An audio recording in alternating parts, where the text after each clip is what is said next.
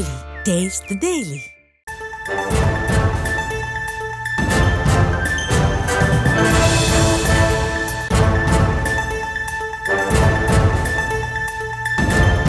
திருப்பூர் பல்லாக்கவுண்டம்பாளையம் பகுதியில் பேருந்து கவிழ்ந்து விபத்துக்குள்ளானதில் 2 பேர் உயிரிழந்திருக்கிறார்கள். அது தொடர்பான காட்சிகளை பார்த்து கொண்டிருக்கிறோம். இது குறித்து உறவினர்கள் தெரிவித்தவற்றை தற்போது பார்க்கலாம். அப்புறம் அங்கே சீக்கிரம் வர சொன்னாங்க. போய் பார்த்த பிறகு கூட்டிகிட்டு வந்துட்டாங்க. நாங்கள் அங்கே பையன் இறந்துட்டாப்லையா? 6 பேர் நாங்கள். உங்கள் பையன் பேர்? அரசுங்க. அரசு. திருமணப்பாளையம். உங்களுக்கு என்ன வேணும் அந்த பையன்? பேரன் தானே. பேரன் என்ன படிக்கிறாரு?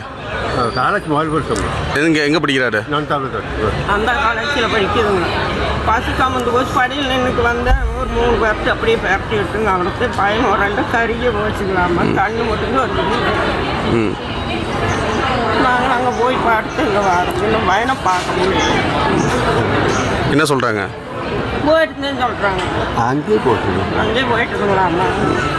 எங்கள் புண்டை பார்த்துங்களாம்மா. அவர்கிட்டே பையன் போயிட்டேனம்மா. விபத்து தொடர்பான கூடுதல் விவரங்களுக்காக இணைகிறார் எம்முடைய செய்தியாளர் சக்திவேல். விபத்தில் மேலும் எத்தனை பேர் காயமடைந்திருக்கிறார்கள்? தற்பொழுது அந்த பகுதியில் சூழல் எவ்வாறு உள்ளது? விரிவான விவரங்களை வழங்கலாம்.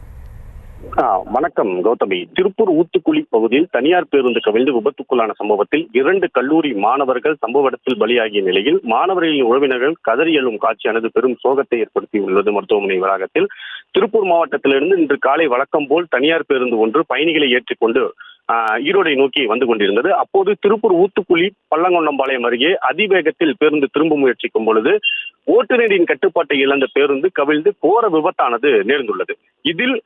இந்த விபத்தில் ஏராளமான பயணிகள் காயமடைந்து தற்போது ஈரோடு பெருந்துறை அரசு மருத்துவக் கல்லூரி மற்றும் மருத்துவமனையில் அனுமதிக்கப்பட்டு தீவிர சிகிச்சையானது அவர்களுக்கு அளிக்கப்பட்டு வருகிறது. மேலும் இந்த பேருந்தில் பயணித்த ஈரோடு பெருந்துறை நந்தா கல்லூரியில் படித்து வரும் 2 கல்லூரி மாணவர்கள் பலியாகி உள்ளனர். மேலும் 4 பயணிகளுக்கு கைகள் துண்டாகியதாகவும் தற்போது தகவலானது கூறப்பட்டு வருகிறது. இதில் தொடர்ந்து சுமார் 20க்கும் மேற்பட்ட பயணிகள் படுகாயமடைந்து அவர்களும் இந்த மருத்துவமனையில் தீவிர சிகிச்சையானது அளிக்கப்பட்டு வருகிறது.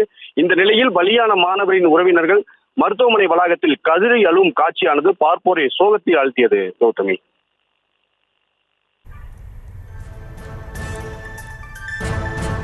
விபத்து தொடர்பான உங்களுடைய தற்போதைய விவரங்களுக்கு நன்றி சக்திவேல்.